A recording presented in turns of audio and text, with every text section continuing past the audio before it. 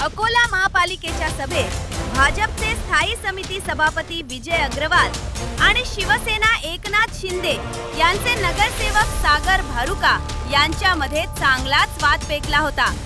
शाब्दिक वाद, शिवीगाळपासून तर थेट अंगावर धावून जाण्यापर्यंत हा वाद पोहोचला।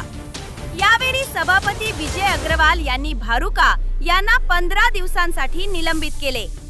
मात्र सभागृहातील हा वाद आता बॅनरबाजीच्या माध्यमातून सर्व जनते समोर आला आहे। शहरातील सिटी कोतवाली चौकात सागर भारुका यांच्या समर्थकांनी भाजप विरोधी बॅनर लावून सागर भारुका यांच्या भूमिकेचा समर्थन केला आहे। मात्र हा बॅनर खऱ्या अर्थाने समर्थकांनी लावला आहे की खुद्द भारुका यांनी याची चर्चा आता शहरात सुरू झाली आहे। दीपक गवई, जनशक्ती, अकोला।